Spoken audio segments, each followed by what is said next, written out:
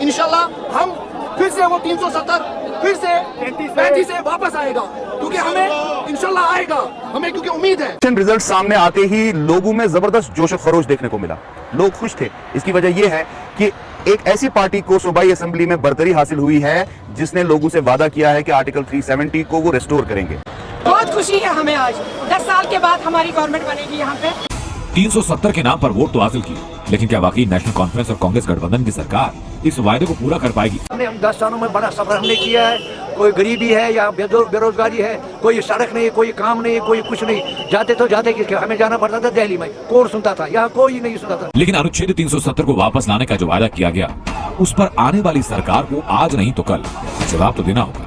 गुज़श्ता रात जैसे ही कश्मीर इलेक्शन, जिन्हें इंडियन ऑक्युपाइड कश्मीर कहते हैं या मकबूजा कश्मीर कहते हैं, उसके सूबाई इलेक्शंस का ऐलान हुआ, वहीं उन लोगों की जीत हुई जिन्हें हम आम कश्मीरी कहते हैं, जबकि भारतीय जनता पार्टी के फाशिस्ट रवैये को शिकस्त फाश का सामना करना पड़ा। वजह क्या है? क्योंकि इस बार के इलेक्शंस कोई पानी, बिजली या गैस पर नहीं लड़े गए। इस बार के इलेक्शन कश्मीरियों ने अपने नजरियात और अपनी अलहदा शनाख्त पर लड़े हैं। वो पार्टीज जो भारतीय जनता पार्टी के अगेंस्ट लड़ रही थी, उनका 1 पॉइंट एजेंडा था कि हम वापस आते ही आर्टिकल 370 और 35A को वापस लेकर आएंगे। जबकि भारतीय जनता पार्टी ने अरबों रुपए झोंक कर ये कहा कि 35A या 370 जैसे ही हटाया गया है, उसके बाद से कश्मीर के हालात बदल गए हैं, कश्मीर खुशहाल हो रहा है, उसे भारतीय जनता पार्टी मजीद खुशहाल करेगी।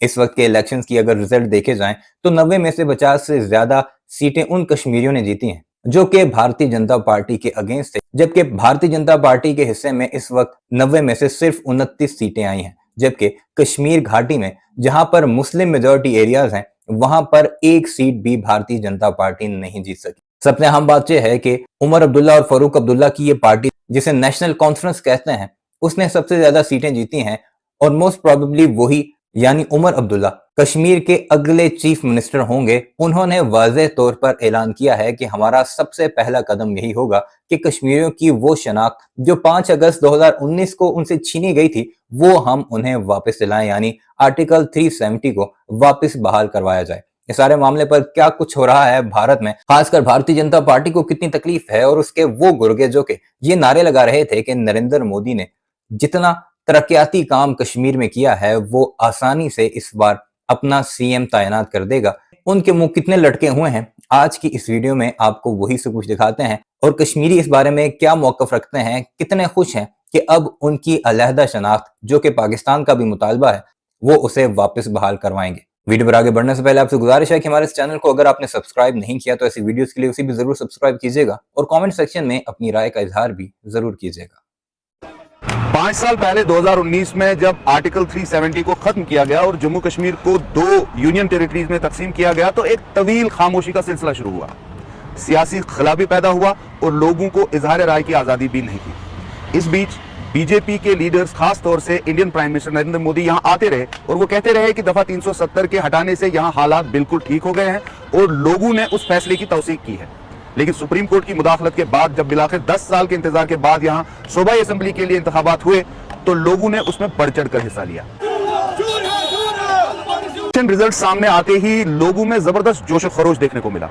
लोग खुश थे। इसकी वजह यह है कि एक ऐसी पार्टी को सूबाई असेंबली में बरतरी हासिल हुई है जिसने लोगों से वादा किया है कि आर्टिकल 370 को वो रिस्टोर करेंगे और वो इस हद तक भी जा सकते हैं कि वो दोबारा सुप्रीम कोर्ट का दरवाजा खटखटाएंगे। बहुत खुशी है हमें आज 10 साल के बाद हमारी गवर्नमेंट बनेगी यहाँ पे, एनसी कांग्रेस की अलायंस बनेगी, तो हमें बहुत खुशी है कि आवाम को एक राहत मिलेगा, आवाम को एक खुशी मिलेगी, क्योंकि बहुत सालों से 10 सालों से आवाम यहाँ पे बहुत दुख झेल रहे हैं, तरह तरह के दुख। इंशाल्लाह हम फिर से वो 370 फिर से 35 से वापस आएगा, क्योंकि हमें इंशाल्लाह आएगा, हमें क्योंकि उम्मीद है। हमने 10 सालों में बड़ा सफर हमने किया है। कोई गरीबी है या बेरोजगारी है, कोई सड़क नहीं, कोई काम नहीं, कोई कुछ नहीं। जाते कि हमें जाना पड़ता था दिल्ली में, कोर्ट सुनता था, यहाँ कोई नहीं सुनता था। गवर्नर साहब को जो मर्जी है वो करता था।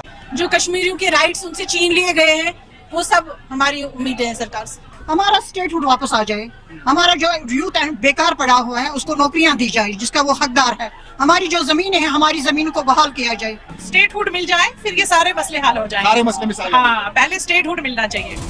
370 के नाम पर वोट तो हासिल किए, लेकिन क्या वाकई नेशनल कॉन्फ्रेंस और कांग्रेस गठबंधन की सरकार इस वायदे को पूरा कर पाएगी? क्योंकि इस रास्ते में चुनौतियां हैं। तो क्या अब्दुल्ला और मुफ्ती कैंप के बीच किसी गोल्डन हैंडशेक का इशारा है? क्या सरकार में पीडीपी भी हिस्सेदार रहेगी और 370 को वापस लाने का वादा नेशनल कॉन्फ्रेंस की तरह पीडीपी नेताओं की जुबान से सुनाई देगा, ताकि मुद्दे को हवा भी मिलती रहे और सीधे नेशनल कॉन्फ्रेंस और कांग्रेस गठबंधन को जवाब भी ना देना पड़े? लेकिन अनुच्छेद 370 को वापस लाने का जो वादा किया गया, उस पर आने वाली सरकार को आज नहीं तो कल जवाब तो देना होगा। श्रीनगर से खालिद हुसैन की रिपोर्ट, जी मीडिया।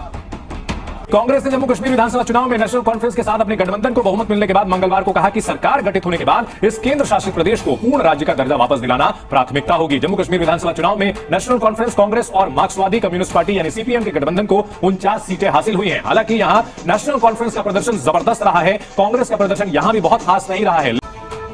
जम्मू कश्मीर में शानदार जीत हासिल करने के बाद भावी मुख्यमंत्री उमर अब्दुल्ला ने बड़ा बयान दिया। उमर ने कहा कि कैबिनेट की पहली बैठक में राज्य का दर्जा देने का संकल्प पास होगा। धारा 370 को लेकर उमर अब्दुल्ला ने कहा कि उनकी पार्टी ने कभी यह नहीं कहा कि 370 पर खामोश रहेगी, लेकिन वो लोगों को बेवकूफ नहीं बनाना चाहते, क्योंकि 370 की वापसी तभी हो सकती है जब केंद्र में सरकार बदलेगी और 2024 में तो बीजेपी सरकार एक बार फिर से सत्ता में काबिज हो चुकी है। लिहाजा उमर अब्दुल्ला ने खरी खरी बात कही है।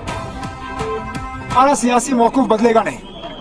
हमने कभी ये नहीं कहा कि हम 370 पे खामोश रहेंगे या 370 हमारे लिए अब मुद्दा रहा नहीं, लेकिन हम लोगों को बेवकूफ बनाने के लिए भी तैयार नहीं है। मैंने बार बार आप लोगों से कहा है इस इलेक्शन से पहले भी कि उन लोगों से उम्मीद करना जिन लोगों ने 370 हमसे लिया कि हम उन्हीं से वापस हासिल करेंगे, वो बेवकूफी है।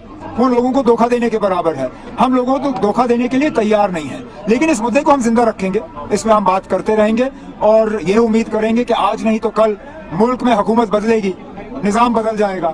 ऐसी हुकूमत आएगी जिसके साथ हम बैठ के इस मुद्दे पे बात कर सकेंगे और कुछ ना कुछ जम्मू कश्मीर के लिए हासिल कर सकेंगे।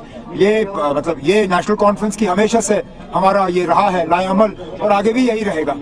तो उमर अब्दुल्ला का कहना है कि राज्य का दर्जा पाने के लिए तो प्रयास करेंगे, लेकिन धारा 370 को लेकर के उन्होंने कहा कि वे झूठी उम्मीदें नहीं जगाना चाहते हैं। फिलहाल केंद्र में जो सरकार है उसी ने धारा 370 को हटाया था, लिहाजा अभी उसकी उम्मीद नजर नहीं आती है। हालांकि कोशिशें हम नहीं छोड़ेंगे। उमर अब्दुल्ला जो एक बार फिर से प्रदेश के मुख्यमंत्री बनने जा रहे हैं, उन्होंने 2 अहम बातें कही हैं कि राज्य का दर्जा वापस दिलाने के लिए प्रयास हम लगातार दबाव बनाएंगे, कोशिशें तुरंत शुरू करेंगे, लेकिन धारा 370 को लेकर उन्होंने कहा कि फिलहाल ये दूर की कौड़ी लगती है।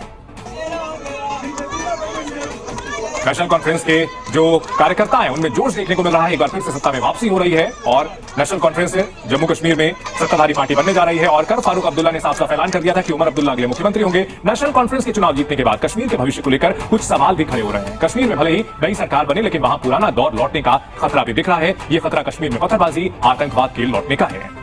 सामने का वीडियो अपने मुलाहिजा की, इस बारे में अपनी राय का इज़हार भी जरूर कीजिएगा। और अगर अभी तक हमारा चैनल ऑफ द स्क्रीन आपने सब्सक्राइब नहीं किया तो ऐसी वीडियोस के लिए उसे सब्सक्राइब करने के साथ साथ बेल आइकन भी जरूर प्रेस कीजिएगा।